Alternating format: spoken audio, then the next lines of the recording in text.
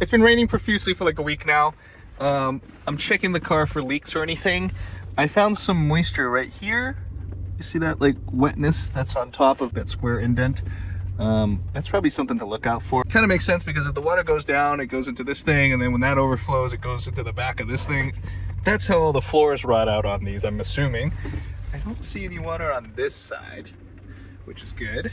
I'll have to keep an eye on them because I understand, kind of like the AZ1, that these seals are all discontinued too, and they are not cheap.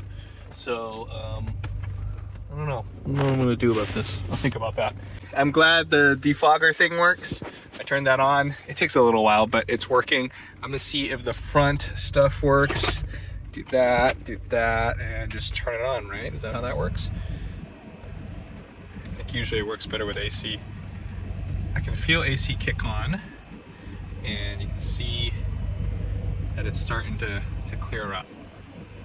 All right, let's do full blast. Cool. It's nice when stuff works. And there's hardly a breeze coming out of there though. It's mostly out the front. Okay, I guess it'll eventually just kind of clear out the vehicle. If you look closely there, you can actually see some steam coming off the hood. Because the thin aluminum hood is getting hot enough to steam off the water that's on it. I wanted to show you another weird thing in here. This little button right here, some of you guys weren't familiar with this because I remember this being a blank button in the part out car that I had, but it seems like other people haven't seen it either. So you can see that symbol, it's an X over a door with the window. In normal cars, we're familiar with that stuff because, you know, a four-door car, there's a window button on each door. You want to lock out your passengers from being able to open a window. In this, it doesn't really make any sense. So now, it doesn't work as intended. But why? If you had a passenger here and you wanted to lock them out, you would press that button so they can't open that window. But the buttons are right here and they could just press your window just to mess with you. This is just another one of my updates of just me enjoying the cappuccino for right now. I don't have any real solid plans for this right now. At least not at this time. I mean, there's all these ideas. So I saw an N1 ECU. It was for a K6A, which is perfect for this. But do you guys know if that's, like, if there's a different one for an automatic transmission versus like the manual or anything? Let me know if you happen to know this. I'm assuming it doesn't matter because the transmission is just doing its own thing, but who the hell knows? I don't know this stuff. I'm just some guy. I found this manual in here, so it's cool that I have the manual for the car. I love having this, all the original stuff. Oh yeah. Hey guys, don't do this. No. There's a lot of things you're not supposed to be doing here. So that's cool. Okay, now, what was this? This is, oh, it says this is like the, I got this through Get Cars Japan. So this is what that is. Let's see what else is in here.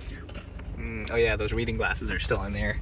And the manual for this. Oh look, it's made for iPod and iPhone. Cool. Okay. All right, well, there's nothing much to show you.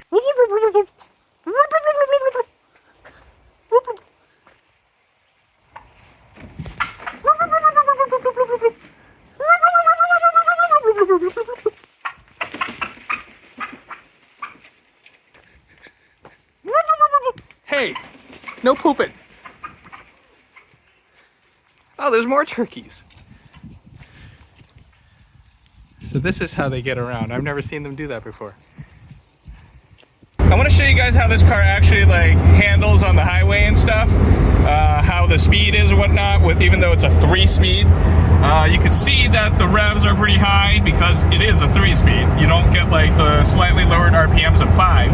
I'm going about 110-ish kilometers per hour. I'm at 5,000 RPM. It's pretty smooth up until about here. You start to hear like a weird noise.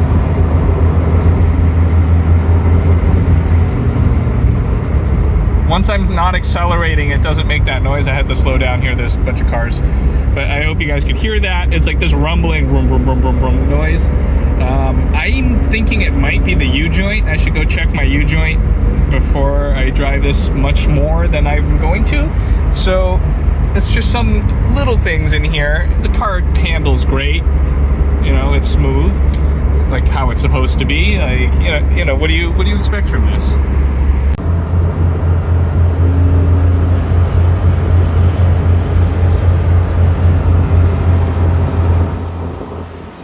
if you guys can hear that like pulsing vibration. Once I let go of the throttle, it goes away. It sounds like a U-joint.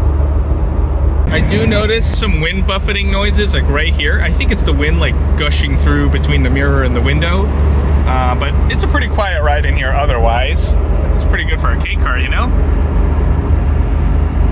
Do I want a little bit more power? I mean, I'm gonna put my foot to the floor here. You can hear that rumbling again.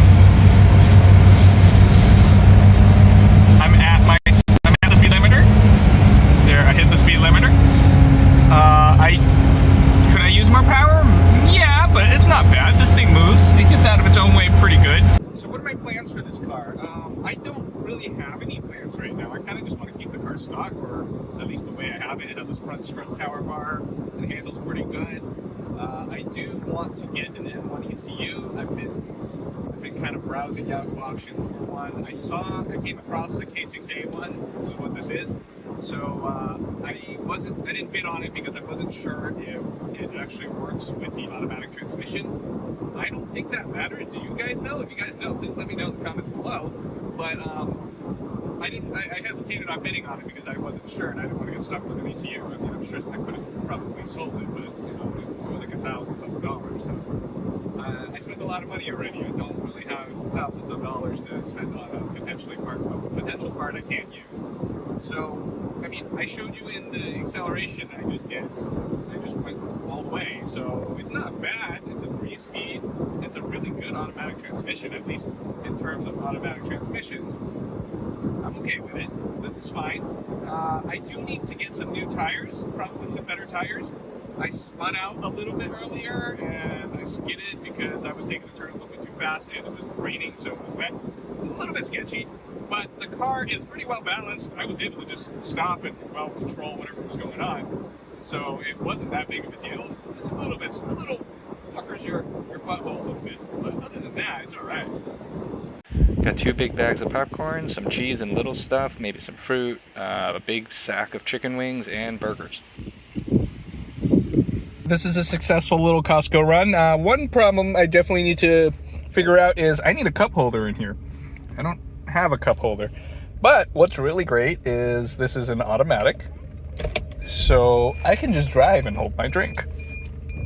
The power steering definitely helps too. And this is why I like this automatic cappuccino. Like I said earlier, I could just chill. I'm just driving, I don't have to shift, I don't, even though I don't have a cup holder, I'm fine with this cup just hanging out. I can just hold it. Easy.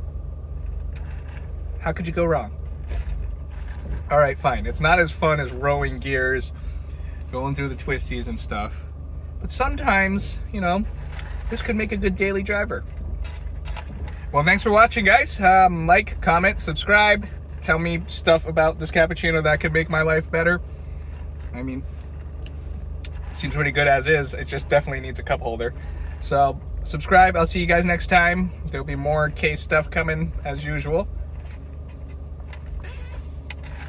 Bye-bye. Is it really worth waiting for gas at Costco here? Like, look at this line just trying to leave. I'm not even talking about the line trying to get gas. I mean, you're saving like 10 cents a gallon, man. You're gonna burn like a whole gallon waiting around doing nothing. Man.